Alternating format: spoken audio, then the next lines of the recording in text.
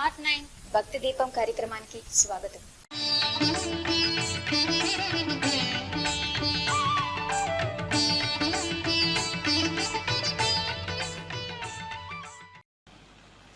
ఇప్పుడు ఏమైంది? మనసు మంచి విషయాన్ని పట్టుకోవడం మీరు అందించగలిగితే దానికి అలవాటైపోతుంది. అందుకే మనసు ఎటువంటిది అంటే పసిపిల్లాడు లాంటిది. పసిపిల్లాడు ఏం చేస్తాడు? నిద్ర లేచాడు అనుకోండి, వాడు ఉత్తినే కూర్చోడు, ఏడుస్తాడు. అమ్మ ఏం చేస్తుంది? వాడిని లాలిస్తుంది. అలా ఎత్తుకు తిప్పగలదా అమ్మ? ఇంట్లో పని చేసుకోవద్దు, కూర్చోపెట్టి వాడికి తీసుకెళ్ళి దోసకాయ ఇస్తుంది. అబ్బా ఎంత బాగుందో చూడన్నా, పచ్చగా భలే ఉందే, ఆడుకో అంటుంది. వాడికి అమ్మ మాటలో శబ్దం వింటాడు, ఇదేదో ఆట వస్తువు అనుకుని దాన్ని తీస్తాడు, నోరు పెట్టి కొరుకుదాం అనుకుంటాడు, కింద ఓపన్ను పైన ఓపన్ను. ఆ పళ్ళతో దోసపండు కొరకలేడు, జారిపోతూ ఉంటుంది, అదంతా ఉమ్ము చేసేస్తాడు, కింద పడేస్తాడు, మీద పడేస్తాడు, మళ్ళీ పట్టుకుంటాడు, పాకుతాడు, దాన్ని జాగ్రత్తగా రెండు చేతులతో పట్టుకుంటాడు, ఏదో పెద్ద బరువెత్తే వాళ్ళ ఎత్తుతాడు, గుండెల మీద వేసుకుంటాడు, దొల్లుతాడు, పాకుతాడు, అంతా అయిపోతుంది. కాసేపటికి వాడికి జ్ఞాపకానికి వస్తుంది, అమ్మ నన్ను ఏమార్చింది, ఇదేదో వస్తువు ఇచ్చింది. వాడు దాన్ని తోసేసి మళ్ళీ ఏడుపు మొదలెడతాడు అమ్మ దగ్గరికి వెళ్ళి. అమ్మ ఏం చేస్తుంది?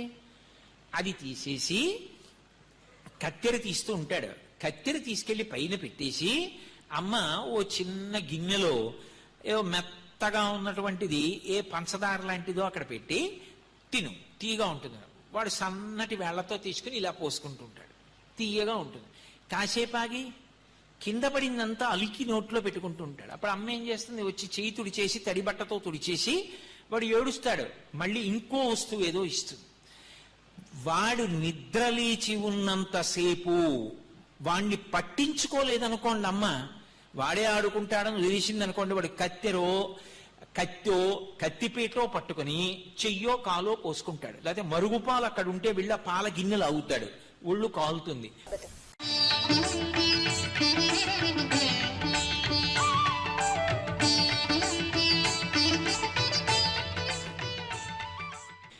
పరమక్షేమకరమైనటువంటి వస్తువు పసిపిల్లవాడికిచ్చి ఏమార్చినట్టే సాధకుడు మనసు యొక్క బలహీనతని బలాన్ని లెక్క పెట్టుకుని దానికి క్షేమకరమైన వస్తువుని ఇవ్వాలి. మీరు ఏ వస్తువు ఇచ్చారో వస్తువునది పట్టుకుంటుంది, దానికి ఉన్న లక్షణం అది. దానికి అలవాటు ఏంటంటే ఏదైనా కానివ్వండి అది పట్టుకుంటుంది. గుడికి వెళ్ళడం అంటే మహా చిరాకండి నాకు అంటాడు మొదట్లో. నువ్వు ఏమైపో నాకు అనవసరం, నీకు అసహ్యమైనా సరే 5 అయ్యేటప్పటికీ నువ్వు గుడికి వెళ్ళవలసిందే ప్రతిరోజు సాయంకాలం. నువ్వు ఎంతసేపు ఉంటావో నాకు అనవసరం, 5ంటికి గుడికి వెళ్ళాలి. ఇప్పుడు ఇదే అభ్యాసయోగేన తతో మామిచ్ఛాప్తుం ధనంజయ అంటాడు గీతాచార్యుడు. అభ్యాసయోగేన మాట వినకపోతే, అభ్యాసము కూసు విద్య, మళ్ళీ మళ్ళీ మళ్ళీ మళ్ళీ చేయడం. 5 అయ్యేటప్పటికీ గుడికి వెడతాడు. మొదట్లో చిరాకెత్తిపోతూ వెడుతుంది, అదిగో గుడి తీసుకొస్తున్నాడు, వద్దంటే వినడం అంటుంది. 5ంటికి గుళ్ళోకి వెళ్ళి ప్రదక్షిణం చేసి రావడం అలవాటైంది. ఓ 20 రోజులు పోతుంది. పోయిన తర్వాత 5 అయింది, గుళ్ళోకి వెళ్ళాలి కదూ అంటుంది. ఇష్టం లేకపోయినా అదే గుర్తు చేస్తుంది. ఓ 3 నెలలు పోయిందనుకోండి, 5 అయ్యేటప్పటికి గుడికి వెళ్ళేవాళ్ళం, ఏమిటో ఇవాళ ఒక్కరోజు గుడికి వెళ్ళకపోతే ఏదోలా ఉంది సుమా, రోజు గుడికి వెళ్ళేవాళ్ళం అంటుంది.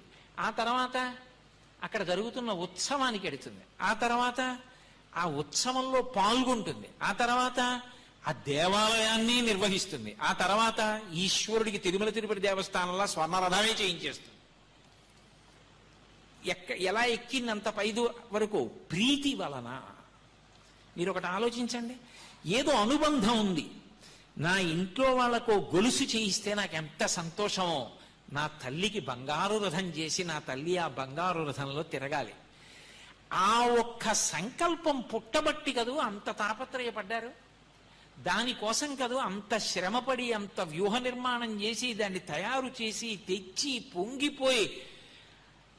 అలాంటిది మనసులో ఊహ కూడా చెయ్యలేని వాడు వస్తే వాడు చూసి సంతోషిస్తాడని తీసుకెళ్లి చూపించి మురిసిపోతున్నారంటే లోపల ఎంత ప్రీతి ఏర్పడింది. అది ఒక్కరోజు రాత్రి వచ్చింది, అది ఒక్కనాటికి రాదు, అబద్ధం. అది క్రమక్రమంగా వికసనాన్ని పొందింది.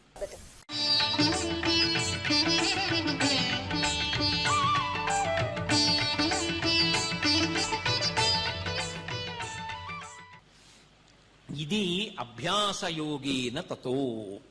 నువ్వు మెల్లిగా అభ్యాసం మొదలుపెట్టు. దాన్ని వశం చేసుకోవాలంటే దానికి ఆధారంగా క్షేమకరమైన వస్తువు ఇవ్వడం మొదలుపెట్టు. ఓ ప్రవచనానికి వెళ్ళు, బాగా సావధానంగా విను. పక్షపాత బుద్ధులతో ఉపన్యాసాలు వినకు. ప్రసన్న హృదయంతో విను. విని నాకు అభ్యున్నతి కొరకు దీనిని నేను ఎలా వాడుకోవాలి అని ఆలోచన చెయ్యి. ఆలోచన చేసి అనుష్ఠాన పర్యంతంలోకి తెచ్చుకో. చక్కగా రామాయణం ప్రతిరోజు నేను ఒక సర్గ చదువుతాను. దాని కొరకు ఆ అరగంట నాది కాదు, ఒక్క సర్గ. ఎంతసేపు పట్టనివ్వండి, టీకా తాత్పర్యంతో ఒక సర్గ చదువుకుంటూ ఉంటాను. ప్రతిరోజు రామాయణంలో ఒక సర్గ చదువుతున్నాడు.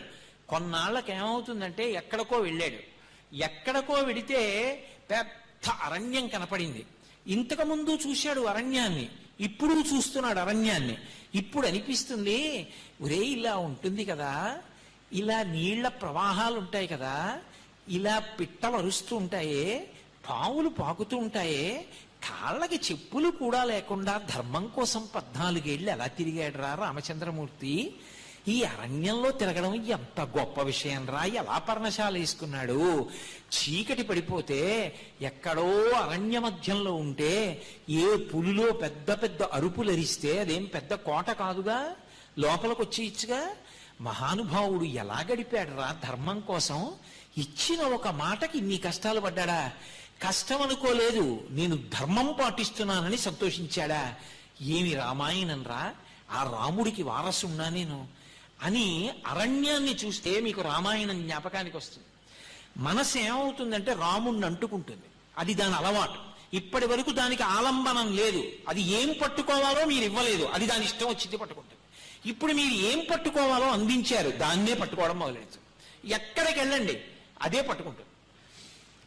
అడవిలో అక్కర్లేదు, మీరు చాలా దూరం నడిచారు, ఏదో 15 కిలోమీటర్లలో క్షేత్రం ఉంది, అద్భుతమైన ప్రకృతి సౌందర్యం అండి, నిజంగా వెడుతున్నంతసేపు అన్నారు. 15 కిలోమీటర్లా నడుద్దాం, ప్రయత్నం చేద్దామండి, తెల్లవారగట్ట 4ంటికి బయలుదేరదాం, పోన్లేండి 10 కాకపోతే 11ంటికి వెడతాం, మెల్లిగా వెడదాం, పోనీ అప్పుడు కూడా వెళ్ళకపోతే సాయంకాలం దర్శనం చేద్దాం, వచ్చేటప్పుడు కారులో వద్దాం, నడిచి వెళ్దాం అన్నారు. నడిచి వెడుతున్నారు. అనేక రకాలైన పక్షులు, పెద్ద పెద్ద చెట్లు, తీగలు, గాలి, పెద్ద పెద్ద సెలయేర్లు కనపడుతున్నాయి. నీకేం గుర్తొస్తుంది? రే రామచంద్రమూర్తి మాట విడిచిపెట్టు, కానీ అసలు నా తల్లి అయోనిజ, జనక మహారాజు గారి పెద్ద కూతురు, సూర్యకిరణం మీద పడనటువంటి తల్లి, మాన్యాగురు వినీతస్య లక్ష్మణస్య గురుప్రియ, ఇది సీతాపి దుఃఖార్త కాలోహి దురతిక్రమ అన్నారే మహర్షి. ఆ సీతమ్మ అంత కోమలమైన పాదాలున్న నా తల్లి భర్త మీద భక్తితో అబ్బా అని ఒక్క రోజు అనకుండా ఎలా నడిచిందిరా ఈ అరణ్యాల్లో, ఎలా వెళ్ళిందిరా నా తల్లి అని మీకు సీతమ్మ జ్ఞాపకానికి వస్తుంది, రాముడు జ్ఞాపకానికి వస్తాడు. మీరు ఎక్కడ ఏది చూడండి మనసులో ఒక పారవస్యం కలుగుతుంది. ఏమి ధర్మమూర్తి, రామాలయానికి వెళ్ళాలని నిలబడ్డారనుకోండి, అబ్బా ఏమి మహానుభావుడు, పరవశించిపోతారు. మీ చేతిలో ఏముందో మీకు అనవసరం, అది ఏదైనా సరే అటువంటి మహానుభావుడికి ఇచ్చి నమస్కరించవలసిందే అనిపిస్తుంది. ఇప్పుడు మనసు ఎందుకు తిరుగుతోంది, ఎందుకు పట్టుకుంది? మీరు ఇచ్చారు కాబట్టి ఆలంబరం. రామాయణం ఒక్కటే బరువు అయిందనుకోండి జీవితంలో, ఎందుకు చదువుతున్నావా పేపర్ని చెప్పాగా అందులో ఏమీ లేదని, ఎందుకు మళ్ళీ న్యూస్ పేపర్ అంతా చదువుతున్నావు అంటే చదవకుండా ఉండలేక. వాడు చెప్పాడు ఏం లేదు న్యూస్ ఇవ్వాలని, మరి ఎందుకు చదువుతున్నావు? ఏమీ లేదని నేను కూడా తెలుసుకోవడానికి 2 గంటలు చదువుకోవడం. మరి రామాయణం ఎందుకు చదవవు? జీవితానికి ఉద్ధరణ కదా. అంటే మనసుకి ఆలంబనం ఇవ్వడం అన్నది రాలేదు నాకు జీవితంలో. పసిపిల్లవాణ్ణి పట్టించుకోకుండా వదిలేస్తే ఎంత ప్రమాదమో, మనసుకి క్షేమకరమైన ఆలంబనలు ఇవ్వకపోవడం అంత ప్రమాదకరం.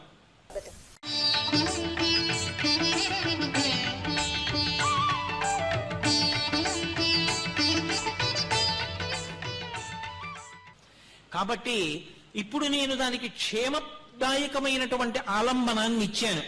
ఉదయం వేళ ప్రతిరోజు ఇంతసేపు కూర్చుందాం, మధ్యాహ్నం ఇలా చేద్దాం, సాయంకాలం నాకు ఏమొచ్చు ఏమి రాదు అన్న దాంతో సంబంధం లేదు, నేను ఏది చదువుకున్నానో అది ఒక 2 గంటల పాటు ప్రజలకి చెప్తాను. దానివల్ల నా మనస్సు 2 గంటలు భగవంతుడి చుట్టూ తిరుగుతుంది. చాలు, రోజుకి 2 గంటల తపస్సు చేసుకున్నట్లు నేను ఏదో ఒక నిర్ణయం, కాసేపు ప్రతిరోజు దేవాలయంలోకి వెళ్ళి కూర్చుంటాను, రోజు కాసేపు రామనామం చెప్తాను, ఇంట్లో భార్యతో కలిసి విష్ణు సహస్రమో లలితా సహస్రమో చదువుకుంటాను. ఏదో ఒక నియమం పెట్టుకున్నావు. ఇప్పుడు మనసుకి ఆలంబనం ఇచ్చావు, ఆ వస్తువుని ఆధారం చేశావు. ఇప్పుడు ఆధారం చేస్తే మనసు ఆ వస్తువుని పట్టుకుని దాని యందే ప్రీతి పెంచుకుంటుంది. మీరు ఎప్పుడైనా ఒకటి బాగా, ఈ విషయం నేను చెప్తున్నప్పుడు మీరు బహు అధ్యవసాయంతో పట్టుకోవాలి.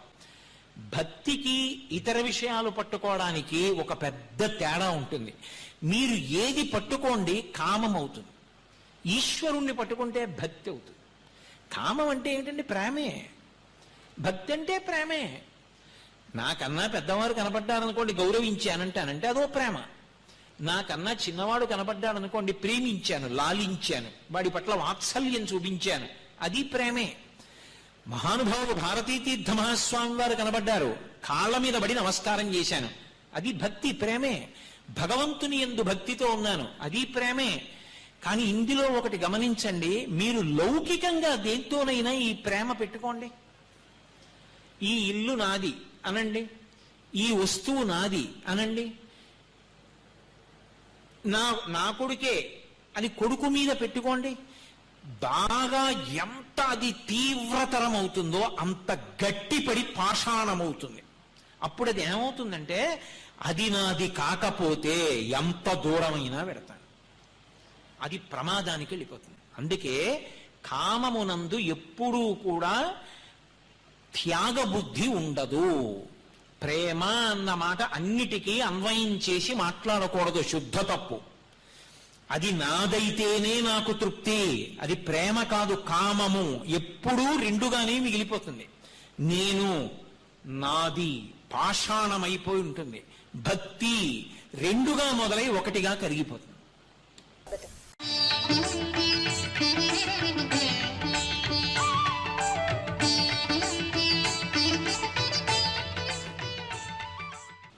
భక్తి ఎందుకు 2 ఉండవు.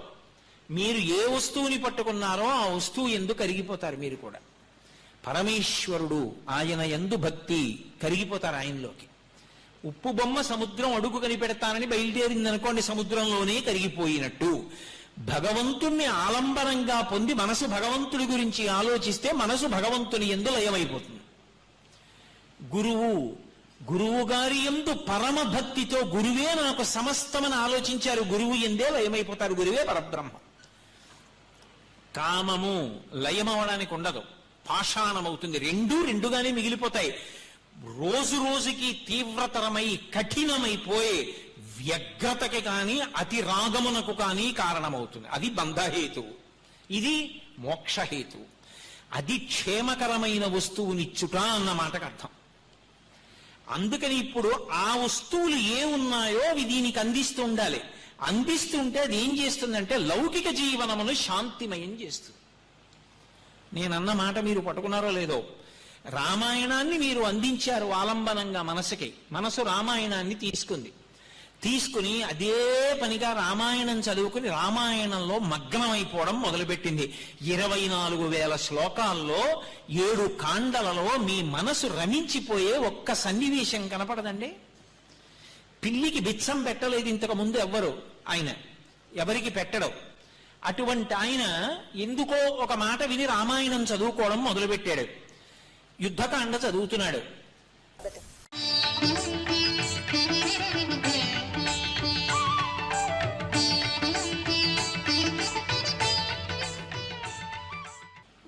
విభీషణుడు వచ్చాడు, శరణాగతి చేశాడు.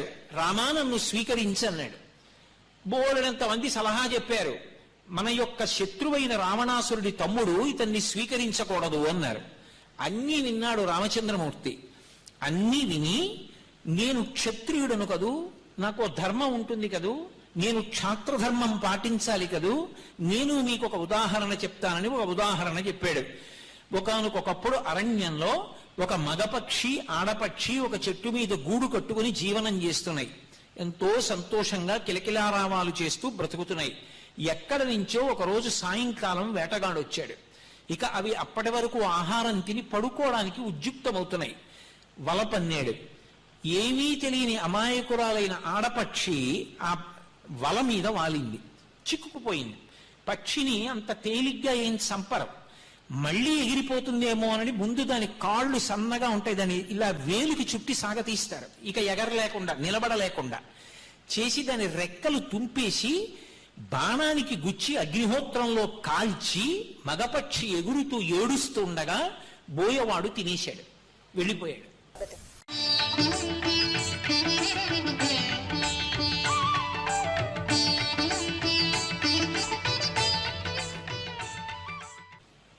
మగపక్షి ఏడుస్తూ గూట్లో కూర్చుంది. కొన్నాళ్ళు అయిపోయింది. ఇదే బోయవాడు మళ్ళీ వేటకొచ్చాడు. హోరున వాన, అంత వర్షంలో ఎక్కడికి వెళ్ళలేకపోయాడు, వెళ్ళి వేటాడడం కుదరలేదు.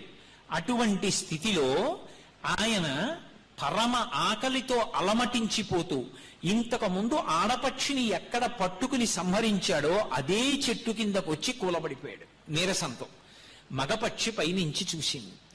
ఓ, నేనున్న చెట్టు దగ్గరికి వచ్చి కింద పడిపోయాడు, అందుకని నా అతిథి, నేను ఉన్న ప్రదేశం కాబట్టి నా ఇల్లు, నా ఇంటి ముందుకొచ్చి పడిపోయాడు ఆర్తితో, అతిథి, అతిథిని గౌరవించాలి. ఇప్పుడు ముందు అతను బతకాలంటే చలి నుంచి తేరుకోవాలి. ఎక్కడికో వెళ్ళింది, ఎండు చితుకులు తెచ్చింది, అక్కడ పేర్చింది, గబగబా వెళ్ళింది. ఎక్కడ తెచ్చిందో ఓ నిప్పు కణిక వెలుగుతున్న ఓ పుల్ల తెచ్చి అందులో పడేసింది, రెక్కలతో అల్లార్చింది, అగ్నిహోత్రాన్ని రగల్చింది. ఆ వేడికి బోయవాడు తట్టుకుని పైకి లేచాడు, స్వస్థత పొందాడు. ఆకలితో ఉన్నాడు, లేవలేడు. ఇంకా కొంతసేపు ఏమీ తినకపోతే మరణిస్తాడు. అగ్నిహోత్రం తెచ్చింది కానీ అంత తొందరగా ఆహారం ఎక్కడ తెస్తుంది? తేలేనని చచ్చిపోవడాన్ని అనుమతించలేను, నా ఇంటి ముందుకు వచ్చాడు, తానే పడిపోయింది అగ్నిహోత్రంలో. అందులో పడిపోయిన పక్షిని ఆ బోయవాడు తిన్నాడు. ఒక నోరు లేని పక్షి, మనుష్య జాతికి చెందనిది, తన భార్యని చంపేసిన వాడు తాను ఉన్న చెట్టు కిందకొచ్చి స్పృహ తప్పి పడిపోతే అతిథిగా స్వీకరించి తన శరీరాన్ని అగ్నిహోత్రమునందు వ్రేల్చింది. నేను మనుష్యుడను, క్షత్రియుడను, దశరథ మహారాజు గారి పుత్రుణ్ణి, రాక్షసుడో నా శత్రువో అతని తమ్ముడు విభీషణుడు వచ్చి రామా శరణాగతి అంటే అనుమానించి నే స్వీకరించానంటానా? సహృదేవ ప్రపన్నాయ తమాస్మీతి చయాచతే అభయం సర్వభూతేభ్యో తదామ్యే తద్వ్రతం మమ. ఇది నా వ్రతం, నా ప్రతిజ్ఞ. ఎవరైనా నా దగ్గరికి వచ్చి పడిపోతే చాలు, రామా అంటే చాలు, రక్షిస్తానన్నాడు. ఏది రామాయణం చదివారు, ఓ 4 మాటలు రామాయణం చదువుకున్నారు. అంతకుముందు ఎప్పుడు ఎవరికీ పెట్టినవాడు కాదు. కానీ ఒకరోజు కిందకు వచ్చేటప్పటికి అయ్యా చాలా ఆకలిగా ఉందండి, తట్టుకోలేకపోతున్నాను, ఒక్క రొట్టె కొనుక్కుంటాను, ఒక్క 10 రూపాయలు ఇవ్వండి అన్నాడు.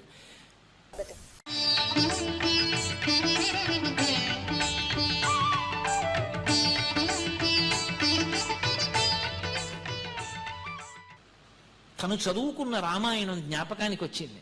పోన్లే, నేనేం ఆ పక్షిలా శరీరం కాల్చేసి ఇచ్చేయక్కర్లేదు, ఇన్ని లక్షలు సంపాదించాను, ఒక్క 10 రూపాయలు ఇస్తే వచ్చిన నష్టం లేదు. ఓ 10 రూపాయలు జేబులోంచి తీసి ఇచ్చాడు. ఎక్కడి నుంచి వచ్చింది ఇప్పుడు ఈ బుద్ధి? మనసు ఎందుకు మారింది అంటే శరీరం అదే, అదే చెయ్యి, అదే కాలు. అంతకుముందు ఇలా వచ్చు, ఇప్పుడు ఇలా వచ్చింది. ఎక్కడి నుంచి వచ్చింది? రామాయణం మనసుకి ఆలంబనమైంది. ఏది మనసుకి ఆలంబనంగా ఇవ్వాలో, ఏది మనసు పట్టుకోవడానికి ఆధారం చెయ్యాలో దాన్ని బుద్ధి చేత నిర్ణయించి ప్రయత్నపూర్వకంగా ఇస్తే తప్ప మనసు ఉద్ధరణకు హేతువు కాలేదు. ఎందుకంటే మనసుకి ఉండేటటువంటి లక్షణం ఎప్పుడూ కూడా సుఖాన్ని పొందాలనేటటువంటి భావన తప్ప త్యాగము చేత అమృతత్వాన్ని పొందుదామని మనసు అనుకోదు. అందుకే మనసు యొక్క వేగాన్ని, ఏది దాని బలమో అదే దాని బలహీనతగా మార్చి అభ్యున్నతిని పొందాలి అంటే ఒకే ఒక్క మార్గం ఇది. క్షేమకరమైనటువంటి వస్తువు, మనకి అభ్యున్నతికారకమైనటువంటి వస్తువుని మనసుకి మనం ఆలంబనంగా ఇవ్వడం నేర్చుకోవాలి. ఇక 2, ఏది యాంత్రీకరిస్తుందో ఇంద్రియాన్ని ఆ యాంత్రీకరించగలిగినటువంటి శక్తి, దానికి ప్రీతి భగవంతుని యందు అన్నది చేసిన నాడు, ఇష్టాపూర్తముల యందు అన్నది చేసిన నాడు మనసు ఏం చేస్తుందంటే మళ్ళీ అదే వస్తువుని పట్టుకొని ఇంద్రియాల్ని యాంత్రీకరించి పాడు కాకుండా కాపాడుతుంది.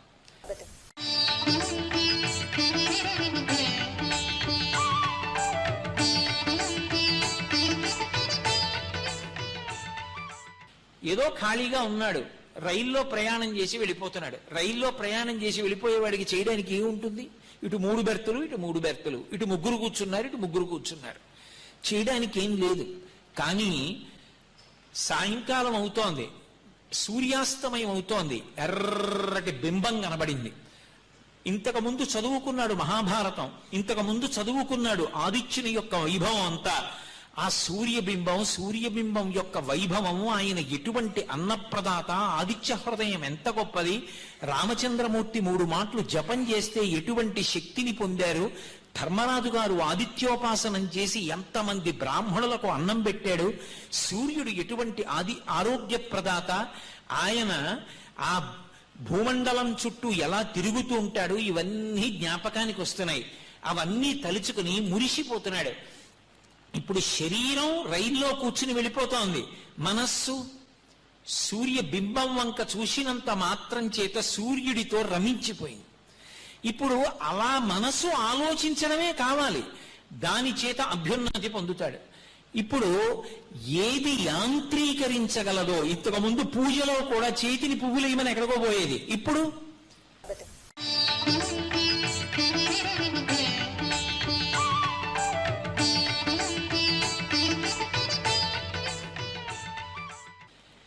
హాయిగా కూర్చోవే పడుకోవే అన్నా భగవంతుడి దగ్గరికే పోతోంది. ఎందుకు పోతోంది అంటే నువ్వు దాన్ని అలా బాగా శిక్షణనివ్వగలిగావు. ఆ శిక్షణ ఇవ్వడంలోనే మనసు ఉద్ధరణకి హేతు అవుతుంది. అందుకే పాపము కానీ పుణ్యము కానీ ఈ 2 ఎందులోంచి పుడతాయి అంటే మనస్సులోంచి పుడతాయి. అసలు ఆ మనసు అనేటటువంటి దాన్ని జాగ్రత్తగా ఎవరు వశం చేసుకుంటాడో వాడు పాపము జోలికి వెళ్ళవలసిన అవసరం లేని జీవనాన్ని గడుపుతుంటాడు. ప్రతి క్షణం పుణ్యంగా మార్చుకుంటూ ఉంటాడు. అది తెలియనటువంటి వాడు, ఆ ఒడుపు తెలియనటువంటి వాడు ప్రతి క్షణాన్ని పాపంగా మార్చుకుంటూ ఉంటాడు. పిల్లవాడికి అరటిపండు ఇచ్చారనుకోండి, వాడు అరటి పండు తీసుకెళ్లి ఇసుకలో పారేసి తొక్క పళ్ళతో పీక్కుంటాడు. వాడికి ఏది తినాలో తెలియదు, ఏది పడేయాలో తెలియదు. అమ్మ 2-3 మాటలు నేర్పింది అనుకోండి, వాడు మొత్తం తొక్కంతా ఒలిస్తే ఆఖరణ పండు పుటుక్కున జారి ఇసుకలో పడిపోతోందని అంతా విప్పకుండా కొద్ది కొద్దిగా తొక్క తీసి పైకొచ్చిన పండుని పళ్ళతో కొరుక్కుంటూ ఆఖరి వరకు వెళ్ళిపోవడం అలవాటు చేసేసుకుంటాడు తప్ప పండు జారి పడిపోవడాన్ని వాడు ఒప్పుకోడు. అలా ప్రతి క్షణం సద్వినియోగం ఎలా చేసుకోవాలి, ఎలా మనిషి ఊంచుకోగలగాలి, శాంతిలో నిలబడగలగాలి, అది మనసుకి మీరు దేన్ని ఆధారంగా ఇస్తున్నారన్న దాన్ని బట్టి.